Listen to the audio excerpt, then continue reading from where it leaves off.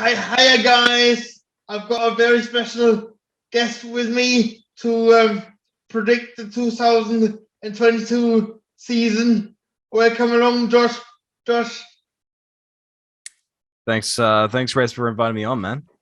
Yeah, Josh has lost his camera, so he's going to be audio, but I'm sure we can manage. So let's start with Haas, shall we? Yep, let's do that.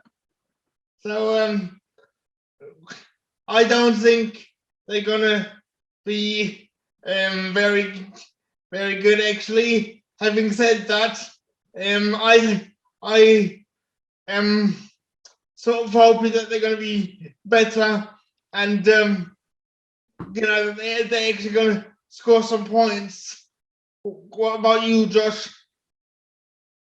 Yeah, I mean, looking at the Haas this year, I don't know. You initially look at it and you think, oh, okay, well, maybe they've hit upon something, and then as soon as like McLaren and Aston release their cars, you then look back at the Haas and you're like, okay, is it actually going to be that great? I don't know. I honestly don't think they're going to improve all that much. I think in competitiveness about where Williams and Alfa were last year, so they're not going to be horribly off the pace, but I don't know. When Gunther Steiner says that they're hoping to battle for points and stuff like that, I don't know, maybe on the odd race or two, but I don't think every race for sure. And then you look at the driver lineup.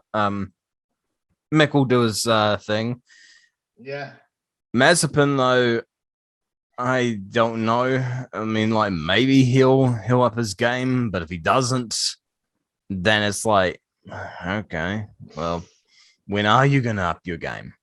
Yeah, so that'll be interesting. Well, the problem is he's always going to have a seat, isn't he? Yep, that's the way. Because his dad practically bankrolled Haas, doesn't he? So they're not going to get rid of him, are they? Nope. No matter what his performance is, which is not good. Okay, so we've done Haas. Next up on the grid is Alfa Romeo, I suppose. Mm-hmm. What do you think they're gonna do? Yeah, I mean, their lineup at the moment with Valtteri and Joe, like, I'm not 1,000,000% sold on them, to be really honest. Like, on one hand, Joe is coming in and he's got some decent qualities about him, but I don't know, there's not that sort of X factor that you'd normally see from Formula One drivers. And on the other hand, you've got Valtteri, who's extremely fast, but he couldn't defend an oil company with a paid jury. So it's like, I don't know. That's a bit of a sort of, it is a bit of a quote unquote tainted, lineup, if you like. They're bringing in Teo Porcher next year for Alfa Romeo, but until then, they're sort of bridging the gap here. We obviously don't know the car yet, but I don't think Alfa are in for a good season. I think actually they're probably going to slip to the back of the field, and they're already kind of there at the end of last year. I mean, I was pretty surprised when they announced Granja Zhou, because I always thought that they said that money is not a key factor, but obviously they were not telling us the whole truth, were they? I mean, money is key in this game, though. That's sort of the thing. Like, I remember a story of Narayan Karthikeyan going testing in a Jordan. So basically, he calls up Eddie Jordan on a weekend or whatever it was. I can't remember what the story was, but he called Eddie Jordan up to test back in 2001. Yeah, and Eddie Jordan's like, "Sorry, lad, I can't do it. I'm I'm too busy at the moment, yada, yada, yada. And besides, we've got two good, fine drivers, And Karthikeyan comes back and he's like, I got tens of millions of dollars or euros in sponsorship. Jordan's like, okay, hold on 1 second. All right, can you come to Silverstone on Tuesday? So, like, money is always going to be something that lures people in. And knowing that Zhou has effectively got the Shanghai government behind him, that's a bit of money, So, I mean, I was not all that surprised, when his name started to be brought up in the Alpha discussions, and it started to just slowly build. I'm like, okay, I could see where this is going. I could see this is basically guaranteed. It was only the 1 year deal that they didn't want. So that's probably why Zhou's going to end up at Williams next year or whatever. But I mean, hey, irrespective, I wasn't all that surprised when it happened. It's probably a bit more surprised that they actually went for Valtteri, actually. But, I mean, basically that's it, I reckon. I think that they ain't going to be in for much of a fun season. I mean, there has even been a rumor that Valtteri Bottas is going to bring the Mercedes engine in, but I think that's disappeared. Yeah, they're still with the Ferrari power units. Have they still got the same? Have Ferrari still got a say in the drivers? I don't think so now. On one hand, I heard they did. On the other hand, I heard they don't. So it's great when you got two completely different stories in it, It's like, yeah, now I got my story straight. I think they could have a say in it, I think. But they obviously didn't this year because, you got a Merc employee on one hand and you got a total lone wolf on the other one. So if Ferrari really did have a say, they probably would have brought in Robert Schwartzman in this year. Yeah, but they didn't. So who's next? Williams will be. Williams, isn't it? Williams. What do you think? What do you think about Albon coming back? I think it's good. I mean, let me get this straight. At the end of 2020, was it? Yeah, 2020. I really was not impressed with Albon in the sense that I knew the kid had a lot of potential. I can see the potential in Albon. He's a gutsy racer, but he just was making too many mistakes. He just wasn't performing. And, I was like, well, yeah, I mean, like, you can't have that going on if you're going to challenge for a title with Max. So them bringing in Checo was logic. But them bringing in Albon into Williams takes that pressure off him, obviously, because Williams aren't going to challenge for wins. But, at the same time, you got Latifi there who, honestly, he's not the fastest driver in the world, but he's got a good racecraft about him. He's a decent driver.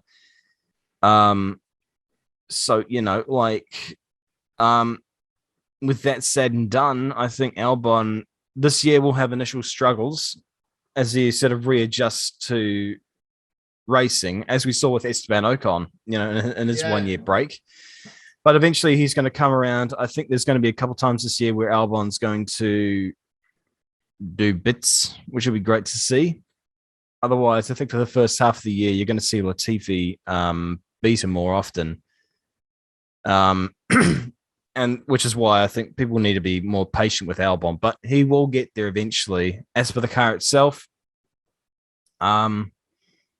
probably be a bit more closer to the mid pack now, but yeah.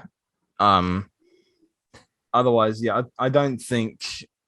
I think Albon's going to have a bit of a mixed year with Latifi. He'll have a bit of a stronger year than he usually have.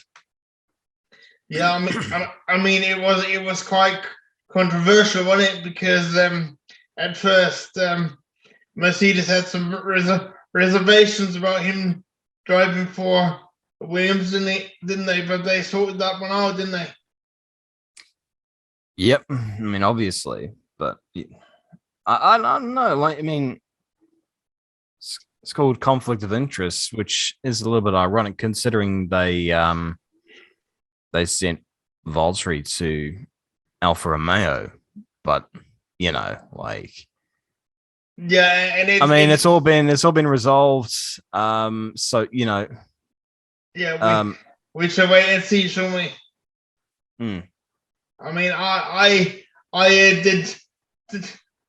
don't understand it because, quite frankly, I don't think Red Bull are ever going to call Albon up again to step up, are they? Yeah, I don't know about that. It really depends upon how he goes there and how Yuki does at AlphaTauri. But like things can change so rapidly. Like you wouldn't have guessed at the start of 2019 that they would run through two juniors before eventually just signing up Checo for 2021. So like that's why I sort of have an open mind with Red Bull because they've got the temperament of a wet cat. Yeah. Do you think do you think it's opened Red Bull's eyes a bit that the young driver program may not be the best solution in the end? I mean, I don't know because they've still got there's still a hell of a lot of drivers on that grid who did originate from the Red Bull Junior team. It really is just more down to what Marco's looking for at the moment. But the problem is they're trying to get someone who can hang with Max, which is almost impossible because Max is in extreme talent. Like honestly, there's probably about 3 or 4 people in the world right now that can hang with Max legitimately. And like trying to get a junior up to match that is really extremely hard. But are there any juniors in Red Bull right now that can do that? I don't think so. Honestly, there are a couple in mind, but they do need to be further developed, if you know what I mean. Yeah. Like in their current states, all of them would drown. Yeah, and I think Red Bull did the right thing to actually get Checo in because I think it would have been detrimental if they would have burned another young talent. Yeah, that's true. And I was also in huge favor of Checo being signed, mainly because I'm a Checo fan. But yeah, I mean, it was always going to be the right move to bring in someone who's pretty, who's as experienced and as well versed when it comes to stuff like race strategy as what Checo is. So yeah, honestly, it was a great signing. It definitely helped them in the end. Yeah. So who's next? How do you think Yuki is gonna get on? Because he's a bit on a bit of a like he just got his contract extension by the skin of his teeth, didn't he? Yeah, I mean, I think midway through last year, they were saying that he was sort of almost on a race-to-race basis, which is I found ridiculous.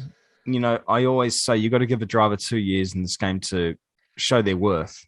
And people say, "Oh, it's Formula One; they should be ready as soon as they get in there." It's like it doesn't work like that. Like, it really honestly does not work like that. You got to give a driver a couple of years to prove their worth, Yeah.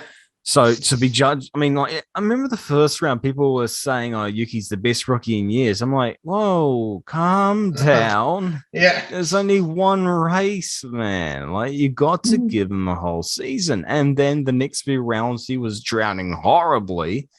Yeah. And then people were then calling him to be dropped. It's like, what? Hang on. Like, hang on. You've gone from calling him the best rookie in years to now saying he should be dropped. Yeah. You people don't know what you want.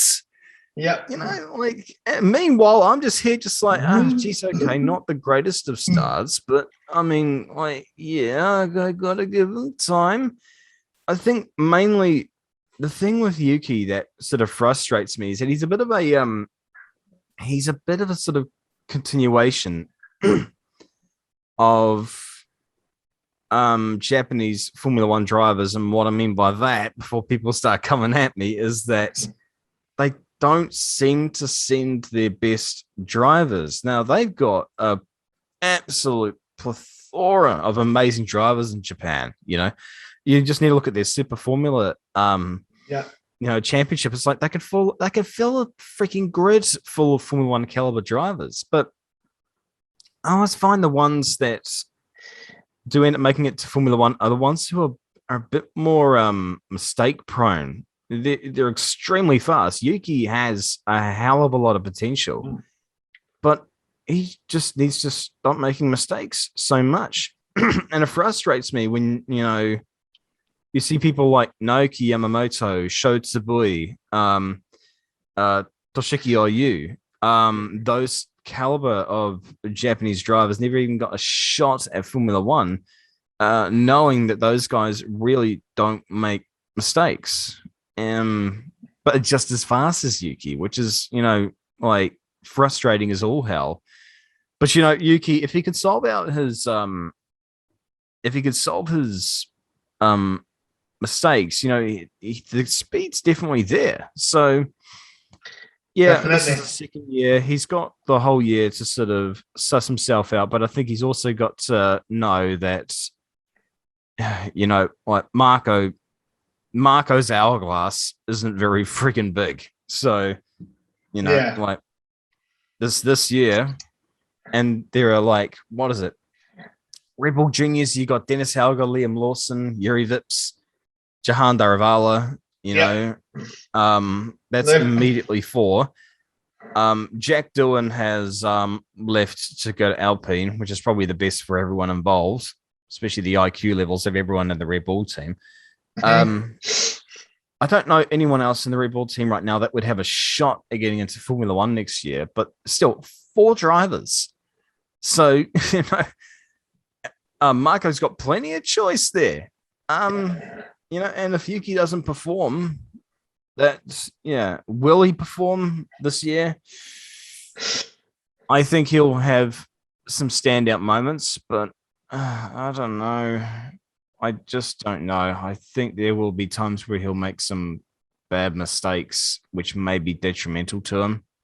But if there ever is going to be a time where he's going to make some standout performances, it'll be this year. You know, I'm talking like stuff like he'll get a top 4 here and there, and, you know, all that good jazz. But Gasly, you know, he's pretty much just doing the job as good as he can right now, and he'll keep on doing it this year. I don't think there's going to be too much different we're going to see out of Gasly, because, you know, last year from Gasly, we were just seeing him do his thing in that AlphaTauri. So, yeah. I mean, I feel sorry for Gasly, to be honest, because I think he's far better than just driving at AlphaTauri. Oh yeah, definitely. In fact, I think he's gonna drive alongside George Russell once good old Hamilton retires. Yeah, I mean, that's a good shout. I think, you know, Gazza does have to sort of hang fire here for a bit, because, you know, he is a commodity, you know, and I mean, like, Mercedes have like Nick de Vries there as well, and Stoffel Vandoorne, and, you know, they got good caliber drivers there, but, you know, that'd be a hard thing to pass up for Mercedes, you know, a free agent Gazza. But I can also see Gasly performing well at a team like Aston, for example. Yeah. That really depends upon their driver lineup. And what I mean by that is like where Seb goes, because we definitely know that Lance is not going anywhere. Like, so Yeah, but out of the uh, son of the owners, I think Lance has got a lot more talent than a lot of the other drivers that are currently on the grid. Oh yeah, definitely. I mean, he had his initial struggles, but I mean, right now there's not a lot of fault you can find with him. You know, he's doing the job. You know, he's cemented his place in the sport, whether or not people want to admit that or not. But yeah, I think yeah, so with the AlphaTauri stuff, so we've already noted that down. So I guess we can talk about Aston now. Yeah. So yeah. I love the car, by the way.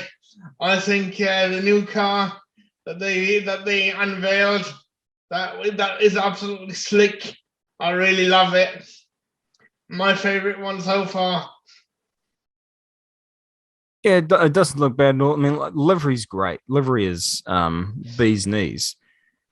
The car itself, I don't know, that front wing is a bit distracting, seeing it that high up. It's a bit like meeting some of those people where their mouth is halfway up their face. You know, it's a bit sort of like how does that even work? Like, I mean, I saw a detailed analysis of the design of the aero and the engineering of the vehicle. And it's like, okay, so they've clearly picked an avenue here where, you know, they're sacrificing A to get B, which is like, okay, that's cool, fine. But if it doesn't pay off, like, it can really, really, really backfire. But, you know, like, again, we won't really know until, you know, we see other cars, we see, you know, results from the first weekend of racing. Preseason testing doesn't really tell you too much. Yeah. But yeah, I mean, it's the thing. So far with the 3 cars that have been released, Red Bulls was a show car, but I mean, the 3 ones that have been released, I got an idea of where I think they're going to be. Whereas with Aston, I keep on looking at it. I'm just like, I don't know where that thing's going to be. I don't know if that's going to be good enough to win races or if that's just going to be mid again. But I thought the same about last year's car. And it had some good races and it had a lot of ones which were just garbage. So, you know, yeah, I mean, who knows? Frankly, I think just in terms of the car itself, I can't make a prediction other than ironically that I think it's going to win a race this year. You reckon? At the hands of Seb. So there is that. In terms of the inter-team battle, I haven't given this much thought. I think Seb is gonna edge it just. Yeah, I think I'd agree with that as well. Because I mean, with last year, I was looking at because I couldn't really read that team battle too well. It's really hard to read Aston. It's really hard to read Aston Martin. Like other teams, it's like, yeah, okay, I sort of know where each driver is comparatively. I know where the car is, stuff like that. But with Aston, it's like, where are you guys? You just go up and down the field. Both the drivers are inconsistent. What's going on here with these drivers? Do you think we both? Yeah. Do you think it's going to be Seb's last year? I think it really depends upon his motivation, because we know he's his own man. You know, he'll do what sort of he wants. We know he loves his racing, but at the same time, you know, there comes a point where, you know, a driver just knows when to call it quits. We don't want Seb to leave, but you know, that's his own decision. And you listen to a lot of concerns he addresses right now with stuff outside of Formula One. It's like, Okay, that's sort of the language of a person who typically announces retirement not too soon after. Yeah. So yeah, I mean, I'd love to see him win with Aston Martin before he goes out. But yeah, Hard to tell. frankly, yeah, Hard to tell, isn't it? it is super hard to tell. But at least one win with Aston Martin, I think, is what almost everyone wants to see from Seb. Yeah, I think I'm actually quite glad that Nico Hülkenberg is staying as their reserve driver. Actually, I thought he was out of Formula One completely, but he's staying for another year, isn't he? As reserve. Yeah, I think there's no reason. Yeah, there is no reason to replace Nico. Because we know what he can do. He's familiar with the car. He's familiar with the team, and it's like, there's really no reason to replace Nico. So it was only logic that they'd retain him, and it's that's great as well. Yeah, I mean, as much as I love Aston Martin, but I would have swapped the job roles. I would have promoted Nico for one season and send Lance to the bench, only because I'm thinking Seb and Nico can help Aston Martin a lot more with car development. And meanwhile, we'll send Lance Stroll to WEC, to do some GT racing, and he can clean up there, because I think GT racing would be more his niche. But yeah, it's a fair point for sure. I don't know. I think Lawrence does see something in Lance. Mainly it's family, but who knows? Who knows really? I don't know with Seb. I don't think, honestly, he's got more than 3 years in him though. So sort of got to savor his time in Formula One. Yeah, I would love him to stay a bit longer. I mean, what I don't want to happen is him retiring and then Aston Martin becoming competitive, and then him regretting retiring. So I would much rather like to see him stay a bit longer now, and then call it quits, but call it quits for good. Yeah, for sure. So now that we talked about Aston Martin, who's next? Alpine, isn't it? Alpine, yep. I don't know about Alpine. I don't know. I haven't given him any thought other than just Otmar and BWT have gone over. I was shocked when that happened. It was a bit, and just quickly back in Aston Martin, Lawrence is building a great team. Yeah. For 2007. Like, he's bringing in a lot of the old guard, which is like, it's not necessarily a bad thing, but will that really progress the team like you want it to? I don't know about that. Like, yeah, I mean, he's spending a lot of money, isn't he? Oh, huge amounts of money. I just don't quite know if he's making the right appointments. I could be wrong, but Yeah, right. I mean, the first question you've got to ask yourself: is it wise to keep Lance only because he's family? You know what I mean?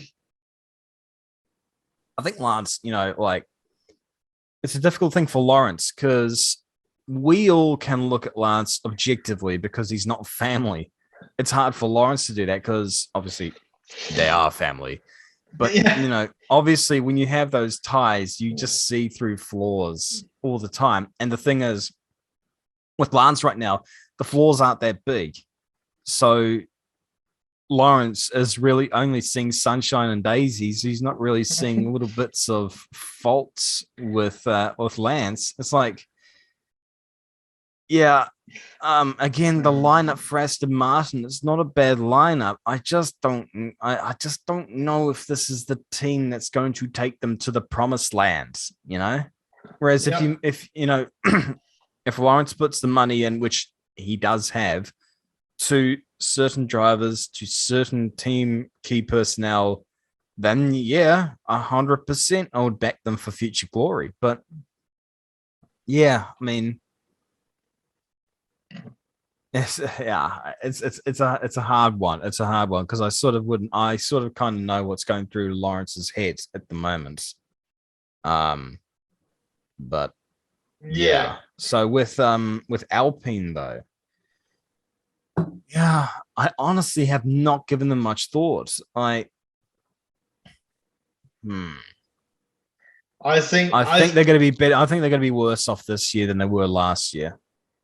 Do you reckon? Yeah, I can't see them progressing this year. But what do you think that means for Fernando Alonso then? I don't know. I think he might go if they can't produce the front-running car. Oh yeah, if he doesn't get any more podiums than he did last year, if he doesn't get a couple, then he may very well even open up the door for Oscar Pastry. You know, I think that's all a possibility. I don't know. Like, I mean, we haven't seen the cars yet, so it is extremely difficult. You're sort of going on blind faith a bit, but I just sort of have a feeling of where some teams are going to be, and then I look back at Alpine. It's like I don't see you as a part of that, which means you're not really going to progress. With Esteban Alonso, I don't see a shift in the pendulum between them two. Yeah, they were relatively even, more so toward Alonso, but they both had their moments in the sun, and I think that will continue on to this year. So very boring at Alpine is what I'm sort of going to be guessing here. Yeah, I mean Alpine. I mean I can't judge them. I've got no idea how good they're going to be, and I just hope that they're not going to pull out of Formula One again. I think they need to stick it and actually endure the hard times, and then maybe they've got some chance of some glory. But I've got my fear is that they may pull out of Formula One again.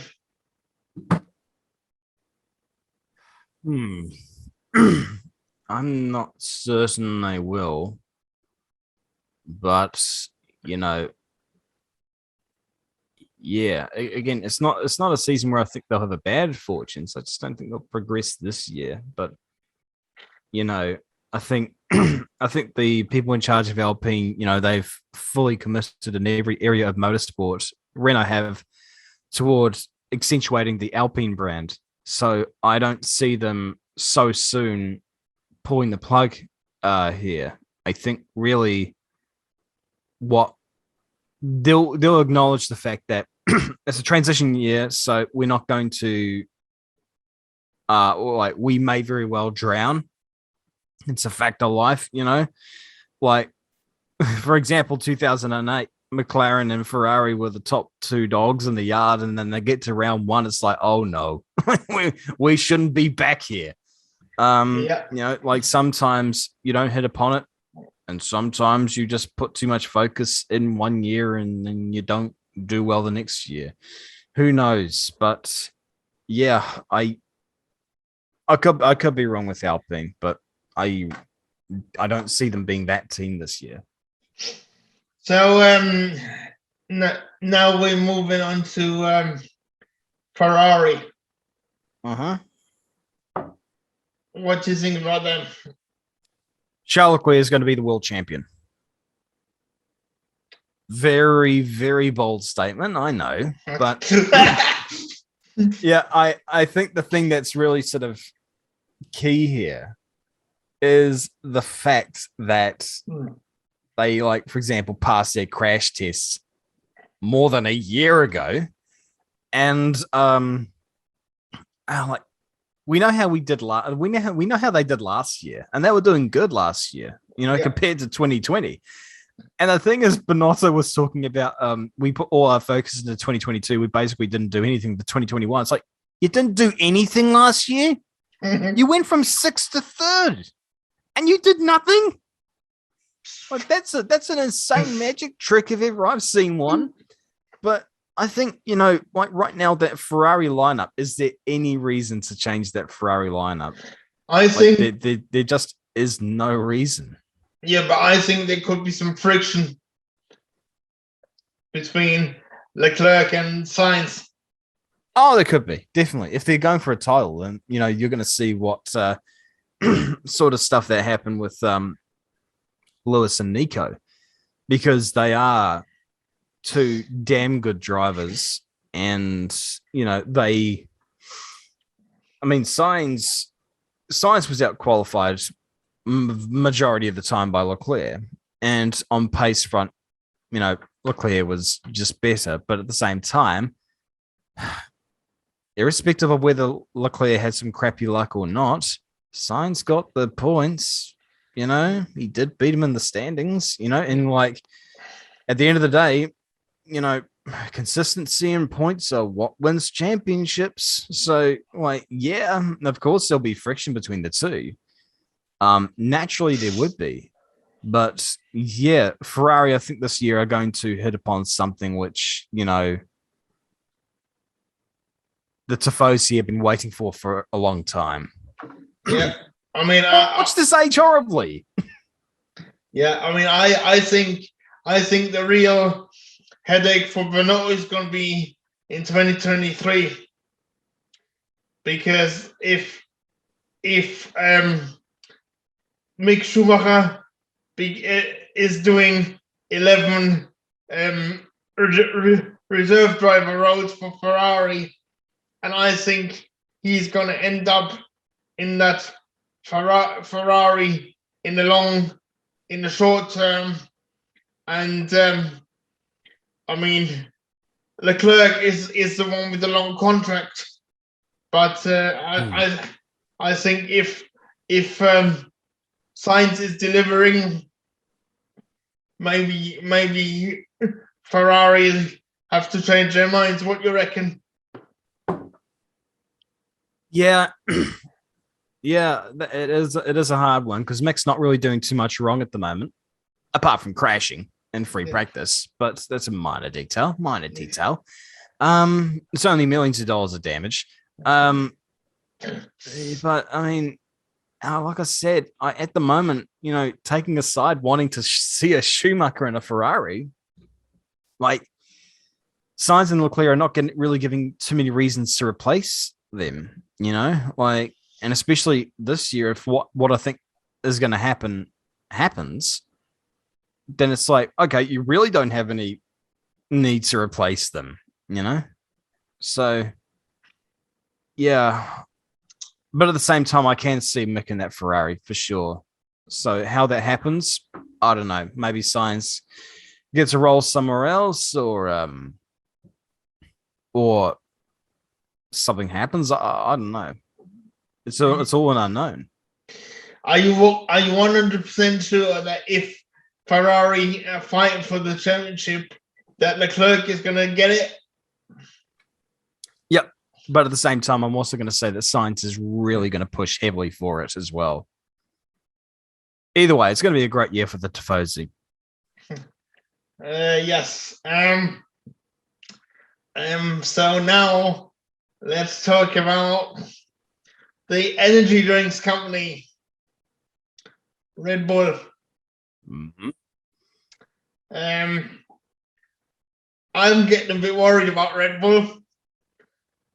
Some other people are as well, yeah.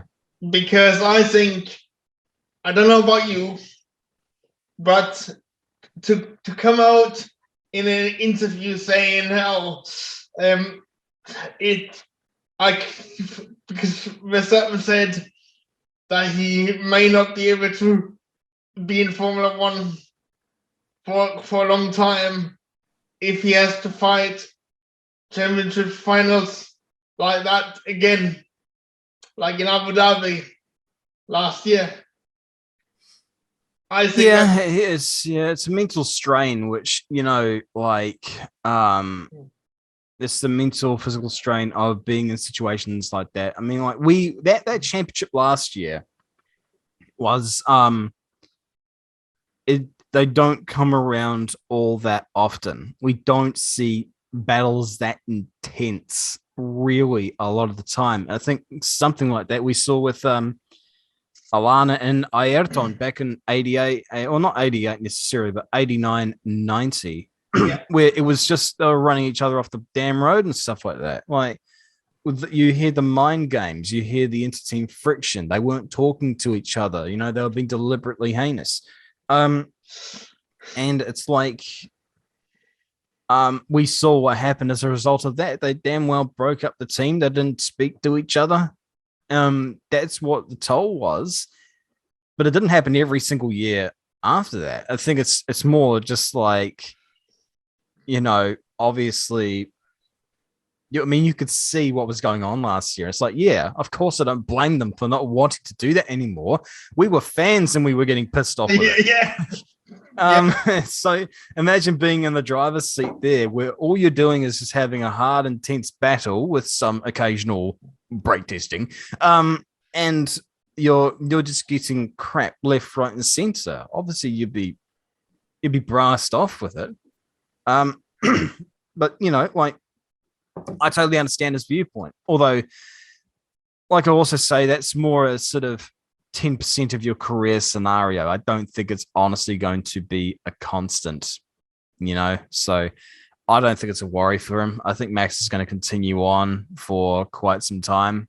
He stated that he wants to do it for another 15 years, doesn't he? So yeah, I think that's realistic, actually. 15 more years.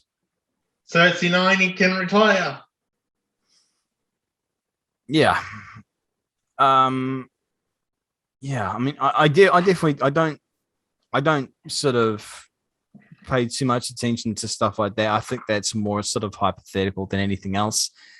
Max is a racer's racer. I don't think he's honestly going to sort of mind all that much. At the same time, he's not really a very arrogant person. He's just more of a straight shooter when he talks. Otherwise, he's sort of, yeah. I mean, reading his book was a big eye opener for sure. Sorry. Did you read his book? Did you? Yeah, and it's you read it's just like, okay, so that's his personality. Okay, that makes a lot of sense. And that's the thing that I implore with some people. It's just like, take the time out to either read about these drivers, or some of them you could just actually literally just, DM and contact. Some of them, not all of them. It's just like, like take Dan Tickton, for example. Everyone thought he was an arsehole. And then I spoke to him. It's like, okay, my perspective has completely changed on you. And then with Alessio Deleta, everyone thought he was an arse because he was speeding along the autostrada. And then we find out, okay, it may not have been him. And then I speak to people like Jake Hughes and stuff who say he's a good dude. Like he's honestly, he's pretty mellow dude. So what did Dan Tickton think about your videos about him? So the first couple, he's like, yeah, fair enough, bro. I did make life difficult for myself. But he also thanked me for wishing him the best of luck in the future. It's like no other driver really does that. The only drivers that sort of have acknowledged my videos, Liam Lawson, Nick Cassidy, Dan Tickton, obviously, Oscar Piastri, Alessio Deleta for the first one. Mahavir's father, he found my video, and let's just say he wasn't too impressed. Otherwise, like, yeah, there's been a few others as well, and it's been relatively mellow and cool with them. So I mean, like, yeah, dude, like, and I think a lot of people have got the impression that Max is arrogant, he's an ass, everything like that. It's very strong words from some people that honestly don't know this guy's personality. Otherwise, frankly, for me, it's not a popularity contest. I'm just concerned about how they are behind the wheel. Exactly. And Max, for me, this may sound blasphemous, but I see a lot of Ayrton in him. I see a lot of Senna in him. In terms of just the raw freaking speed. And the sort of tenacity to get into some crashes every so often. But it's all good stuff though. You're seeing an exciting driver, a genuinely talented driver who can just find the extra, well, in his case, few tenths rather than the extra tenth. And just going off kilter here for a moment, yeah, that finale was donkey ass. That really was a really, really crappy way to end it. But because I don't want to get into that finale anymore, because it's just a can of worms. Just the season as a whole between Max and Lewis was just like every single race you were just at the edge of your seat just watching this. And it's just like, yes, I love this. I love this. It was genuinely like special. Yep. Until the last three races. But anyway, still, so going back to how Red Bull are going to do this year, I think Max will get 1 or 2 wins, and that's it. I think Red Bull are going to deal with the consequences of concentrating on 2021 too much. You reckon? Checo is going to struggle, and this will be his last year in Formula One, and I'm going to cry in a corner. You reckon it's going to be his last year in Formula One? Yeah. What makes you say that? Because Checo is my favorite driver, but I don't have one illusion for a moment that he's better than Max. And if Max is going to struggle this year, how's Checo going to do? Yeah, the car looks beautiful. It's a beautiful, beautiful livery, but I think we're going to see a bit of a curse going on here. Yeah, I mean, in terms of the livery, it's like they do it. It's the same every year, isn't it? It's like it's a bit of an iconic livery. I mean, I agree they can chuck some white on there, like what they have, for example, with some of their drifting liveries, with the V8 supercar liveries. But at the same time, it keeps it iconic. It's a bit like the Ferrari red. It's just like for the 72nd year. Oh, it's red. Boring. It's like, well, okay, let me put it to you this way. If you're about 100 kilometers away from a racetrack, you just see specks on the road and you see red ones. What ones are they? Ferrari? Oh, really? How'd you guess that? So it's about sort of keeping these sort of iconic space. And I got no problem with people keeping liveries if they are iconic. And I know I joked about the Haas one, but it's just like, problem with the Haas one is that it's a Russian flag on an American car. It's basically implying, the Cold War ended about 40 years ago, but I mean, hey, the results changed a bit lately. It's just, that's a bit of a different scenario. With the Red Bull one, and I got the diecast down here looking at like the first one, for example, which has changed a bit, but in the main, like it's sort of still the same thing, but eventually they'll change it a bit. But otherwise, I think putting Oracle on the side has somehow made it look a lot sort of nicer in a way. I don't know why. Yeah, But with Red Bull, I don't understand Honda. I really cannot understand Honda. They're like, because they think they said they was going to pull out and then let Red Bull do all the engine, and now they've changed their mind again. Like, and they are just so keep on supplying them till 2026. I'm almost certain that in the motorsport department of Honda, they have a roulette wheel. It's just like, okay, what are we going to do this year? I mean, they'll just spin it around. Because seriously, like, you got to think back in the times where they quit. All right. Yeah. I think, was it 92? They hang on, let's go way back to like the 60s. Yeah. I think they quit in the 60s. Was it the year after they got their first win? In 92, they pulled out the year after they freaking won like 4 championships on the trot.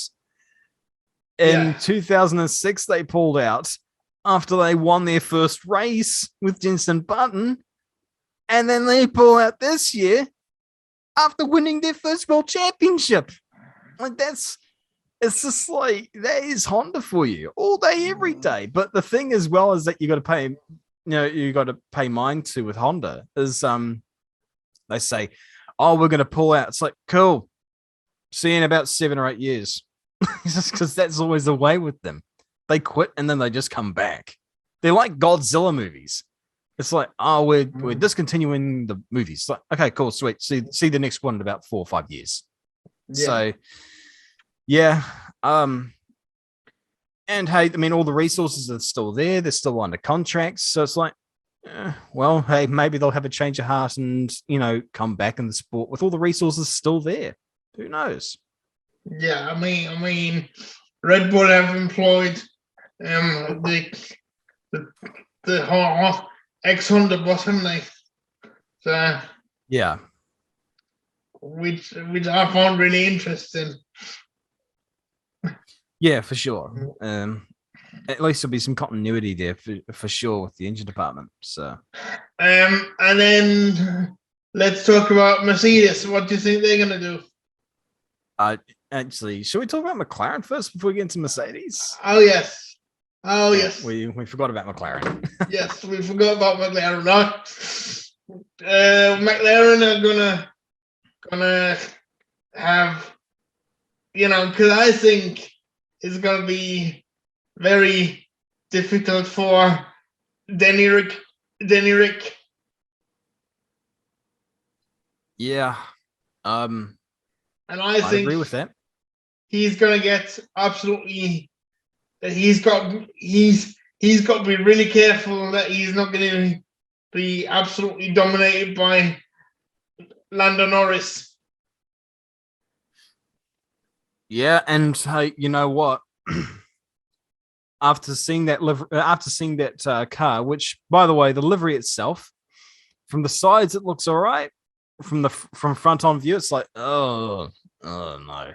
Like the number, for example, I don't get, and the blue on the rear wing, stuff like that. It's like, nah. This is one of those. It's like one of those people where you got to see them in a certain angle before they get appealing. But in terms of the car itself, I don't know why, but as soon as I saw the car, I just thought McLaren are going to drown this year. I don't know why. I just think they're going to struggle. And it's a problem for Ricardo, who already, you see comments from him talking about how he's, quote unquote, not taking it very seriously at the moment. It's like, that's not a very encouraging thing to hear from you, Danny. Like, I mean, to hear you say that you're sort of a bit of a happy-go-lucky person with all the technical aspects of Formula One. It's like, yeah, I wouldn't expect to hear that from a driver who's being paid top dollar in a team that desperately needs development. Yes. That's concerning. Meanwhile, Lando's a real firebrand and he's doing extremely well lately.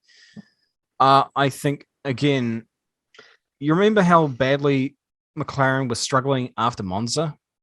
Yes. How they were sort of in the middle of nowhere. That's sort of about where I think they're going to be this year, the whole year. Yeah, and because I think I'm really interested.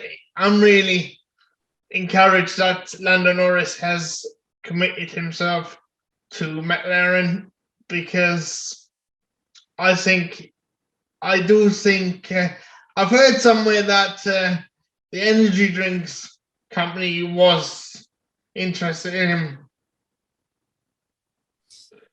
Yeah, I mean there were rumors abound about that, but yeah, I think Norris seems to be a bit of a McLaren driver, and in a sense like a one team driver. Hope he is.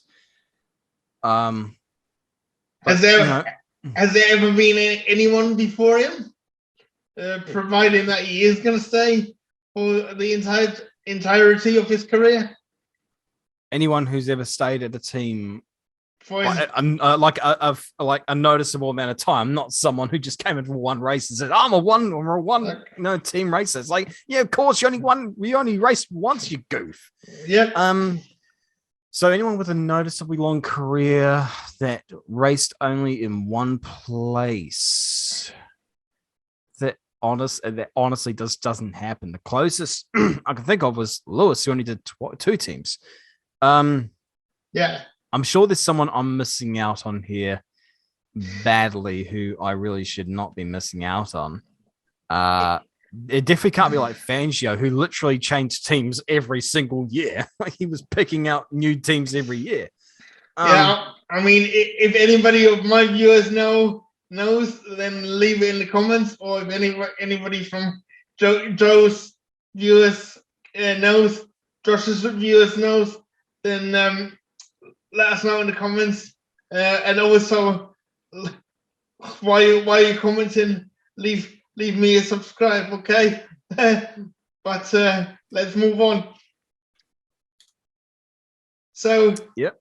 So how do you think McLaren are still sort of a top team? They're not, are they? Sorry, we were talking about. I was just totally off in a trance there. I just remembered that Jim Clark actually raced his entire career with Lotus. So there's one. Sorry, were we talking about McLaren or Mercedes? McLaren for now. McLaren. Yeah, I think this year is going to be a struggle with them.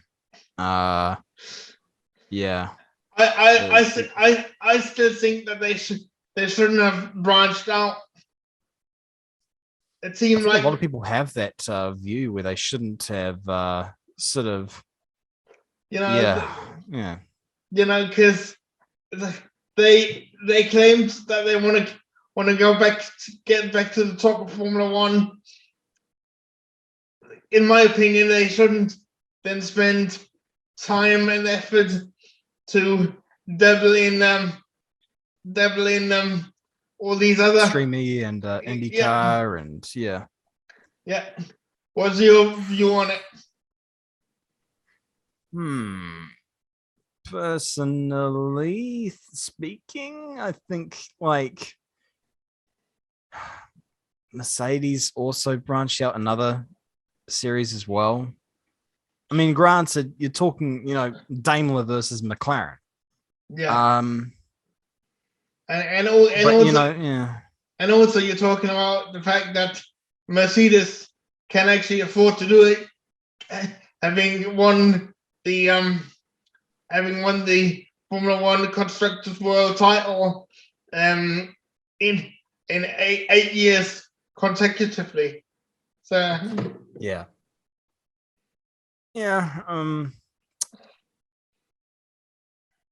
I honestly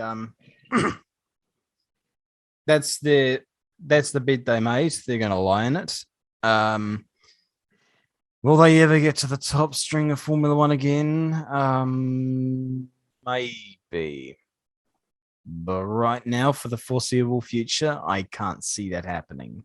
Okay, here's a question for you before we move on to Mercedes.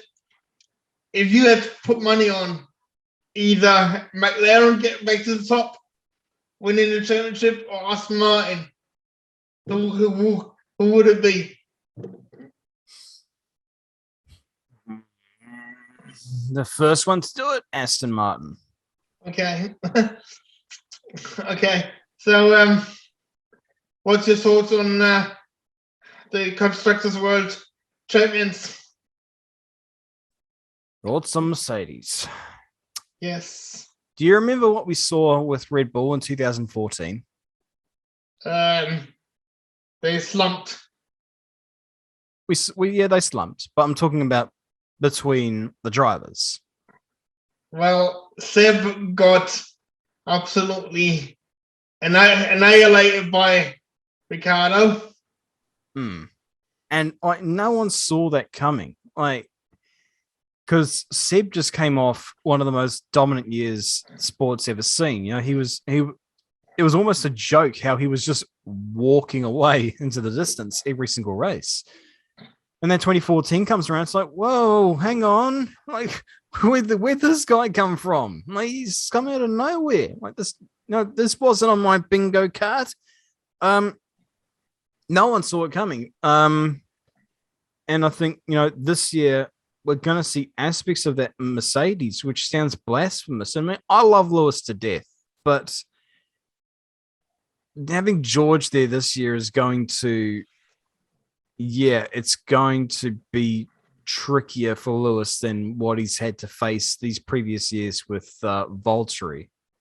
Do you think, in the sense that all of a sudden he's going to have a driver now who will actually defend for 12th place, for example, friggin' Valtteri.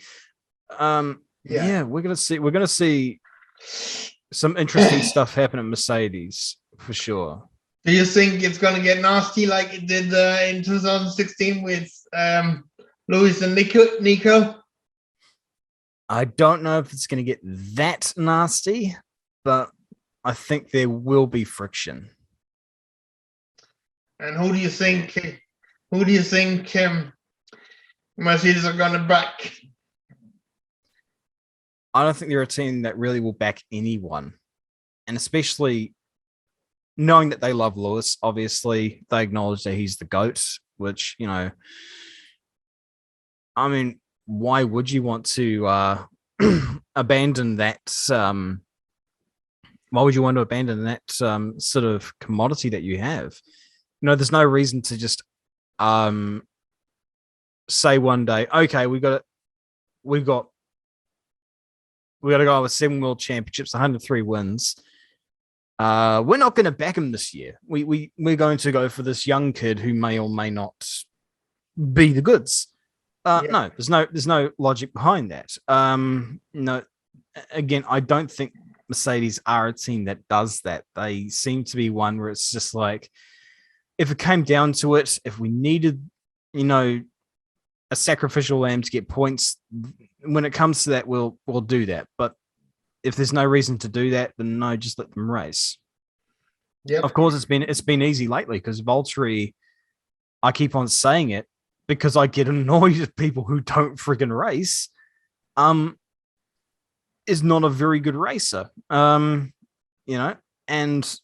with that said, George will do things that Valtteri didn't.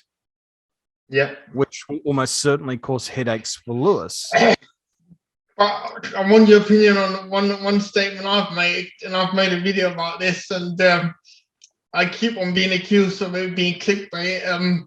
I've said, could 2022 be the best season of Lewis's entire career?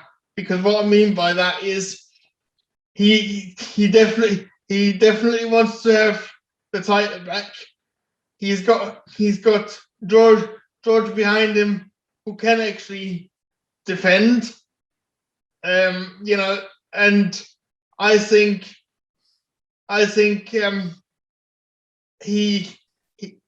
Lewis Hamilton is in a very good position to win the 8th one. because, as I said, George Russell will defend, unlike Valtteri Bottas. Yep. That is a fair point. But the reason why I don't think that will happen is because, I mean, we all felt so horribly for Lewis for what happened at that finale. He did not deserve to lose the championship like that. But I'm a very cynical person, so I don't look at things from an emotional standpoint. I'm very much a person just like, okay, well, if it's this way, it's that way. I always kept on thinking last year that no matter what happens, I'm just seeing it this way because I've been watching not just motorsport for most of the vast majority of my life and being involved with it so intimately, you know, like friggin' sponsoring drivers, being in the paddock and, you know, being involved with organizing friggin' stuff like that. You know, like all these years, so I have a sort of idea of how these stories play out. But just in sport in general, I just kept on thinking that no matter what happens, this is Lewis's last attempt at a title. For some reason, I just see this being the last dance. You know, not necessarily retirement, but I can't see any more title challenges from here. And Mercedes will be strong this year, but the critical thing is that you say, oh, George will be able to defend. It's like, that is one aspect of it. But conversely, you know, Nico could defend as well, but he was more often using his racecraft to, you know, mess with Lewis. And I think George is higher up the totem pole than Nico was. So that presents more problems. Yeah. Yeah, like we all would like to see Lewis come back and win an eighth. It's just that I just don't, from a logic sort of standpoint, don't see that happening. And I think this year he may get a win or two. Ditto with George. But yeah, we're going to see stuff in the inter-team battle at Mercedes, which is going to cause more friction and ultimately be detrimental towards their title battle with Ferrari. Yep. So, do you see a scenario where George is absolutely going to slaughter Lewis? I don't know about slaughter because we know how Lewis is. We know that Lewis, like, if I had to pick a driver to drive for my life, it'll be Lewis. You know, like, and I still maintain that. And I still maintain that he is the greatest of his era. I don't think there is a GOAT because each era is so immensely different, not just in just the cars or the drivers in them, but the whole philosophy of racing. Yep. So it is impossible to compare eras, but of his era, I don't need to think about it for a second. Lewis is the best of his era, bar none. I'm not hearing any other arguments. He's not a driver that would get slaughtered like that. But yeah, at the same time, I mean, it seems almost every year he's had a teammate who could dance with him. You know, like whether it be Fernando, whether it be Jensen in 2011, for example, or Nico, it puts him in a bit of an uncomfortable situation. Because of course, for the last 5 years, he hasn't had that because Valtteri, who cool dude, very fast. I've got all the respect for his ability to drive over one lap. I just got extremely hot under the collar when I would see him not even attempt to pass or defend for 12th. It's like, Valtteri, you're in a Mercedes. Freaking race, you freaking log. Like, I got very, irate when I read that he said that he felt like he had a knife to his throat. With the 1-year deals. Yeah. But as I said in the video before, I mean, Mercedes had every right to have him, give him 1-year deals, and I think he should be bloody grateful that he actually got the chance. Because and ultimately, if you can't handle the heat, stay out of the kitchen. That's what they always say. Yes. So you reckon Leclerc is going to win the championship of and become world champion of 2022? Yeah. Yep. In the same way that I thought. Well, I mean, I did think Max was going to win the championship. Even before the 2020 season ended, I didn't think what would happen would happen. But I mean, technically, he won. So for the last 3 years, I've predicted the championship champion to be the champion. That was a million IQ sentence I just spewed out there. I know my English. So with that said, it's again, it just comes with just watching the sport for so long and sort of understanding how some storylines play out, how form sort of evolves and shifts and so forth. And it's like, again, it seems like a perfect storm with Ferrari, and you just keep on hearing good reports coming out of Italy. It's just like good reports coming out of Italy. I haven't heard this since the Roman Empire or whatever. Oh man, that was a bad thing to say. And with that, it's like, well, okay, here we go. We may actually finally be getting a good, proper attempt for the championship with Ferrari.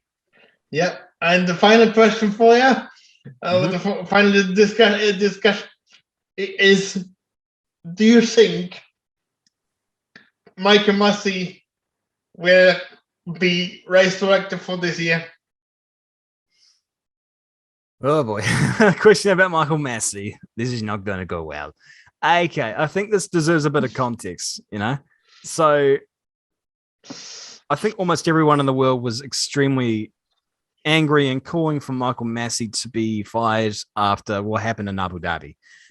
Personally, for me, I thought he should have been fired about a year ago because he was just making that many blunders. And I understand that it's a difficult job and maybe firing is too harsh a death sentence for him. Perhaps maybe they need to bring in some more boots on the ground, maybe.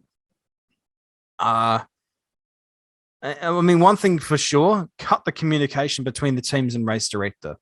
Yeah, it's like people shouting at the referee on a football or a rugby field. It's like, no, bloody well, stop yelling at the official already and trying to sway him to get your way. That's not on. So Toto and Christian, I think, absolutely disgraced themselves last year with how they both behaved. And I don't want to see any of that garbage going on again this year. So that's one thing. With Massey, they've been saying this before, like 95% of the things he'd be doing would be fine, would be good. He knows his stuff, he knows the rule book and blah, blah, blah, blah, blah. And ultimately, personally speaking, after just reading the regs, it was the result of a massive gray area. But frankly, as I said before, just putting aside a debate and getting into a debate, ultimately what I'll say is this. If we're even having a viable debate, if both sides even have a viable case going for them in terms of rules, then the rules need to be changed. There really shouldn't be any debate. It should be pretty black and white. Yeah. But it isn't. So with all that said and done, I've said this before to a few other people. It's like, okay, get rid of Massey. That's cool. I'd be in favor of that because I personally don't think he's done that great a job. Great. Who do we replace him with? Martin Brundle. Martin Brundle. Yeah, he's be like, oh, lads, just go racing. Like, just come on. No, seriously though, we do need an answer to that. And it's like, okay, so what we're asking here is for a race director to come in and make literally no mistakes. Do you understand how much of an ask that is? Like people say, oh, this one will be better, or that one will be better. It's like, why? Because it's a different, they're in a different series with less eyes on them. The stakes are far less than Formula One.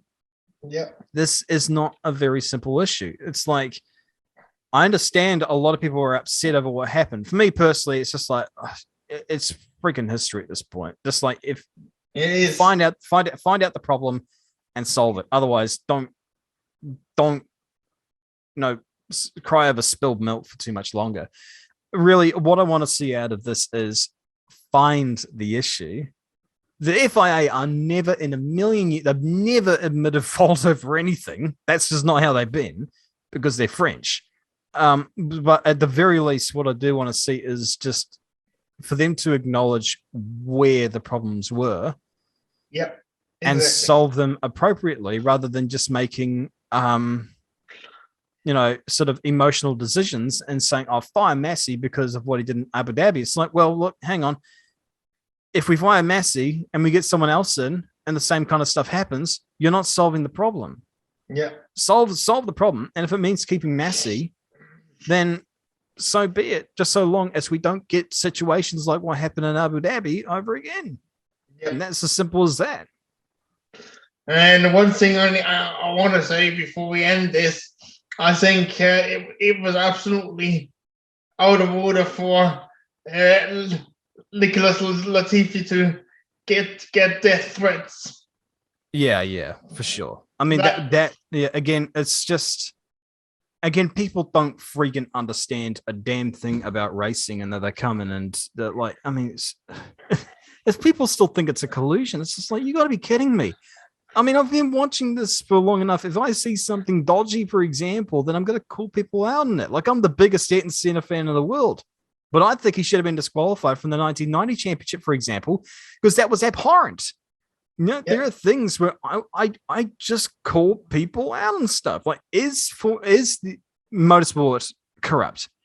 Absolutely. That's a stupid question. Of course, motorsport is corrupt. Like, I mean, yeesh. Oh my God.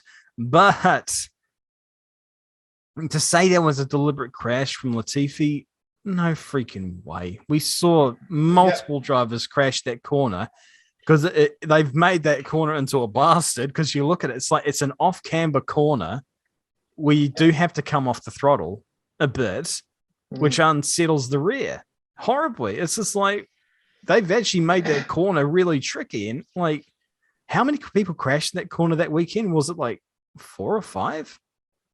Yes. Like, Kimi crashed there. I think Ocon crashed there. A couple of the juniors in the preseason test, not postseason test, rather, crashed there as well. So it's like they've made that into a tricky corner, which is amazing how they managed to do that simply by just opening the radius up a little bit. So like, honestly, it was a 22 race season, and someone crashing at one corner was enough to warrant death threats. And I'll also say that throughout the year, I thought a lot of fans disgraced themselves. Like, we saw the garbage being directed at Max. We saw the absolutely abhorrent, racist garbage directed at Lewis. We saw death threats at other drivers. We saw completely just disgraceful attitude between one another. It was just like, if you're going to criticize drivers fairly, that's life. But like, what happened last year in between quite a few, shall we say, key people who may have about 24,000 followers on Twitter and, have names that rhyme with Morgan, are, people who have really soured the championship, really. It's just, I completely agree with you. Just what happened, not just to Latifi, but others as well. It's just like, it really just ruined everything. I think that's about wraps it up, doesn't it? I mean, thank you for coming on again, Josh. It's been far No too worries, long. man. It's been far too long, and Yeah. I do hope that about. I'm not going to say any targets or anything, but I do hope some of your subscribers are kind enough to jump over and subscribe to my channel as well, because I've been doing. I finally learned how to edit, so my videos have become a lot shorter and a lot easier to listen to. So but the next video we need to do for your channel. Yeah, dude. I'll eventually get you onto the channel. But yeah, thanks for having me on. And yeah, you take it easy and hopefully have a good season ahead. Thank you, mate. Cheers, mate. Take it easy. Take it easy. See you later.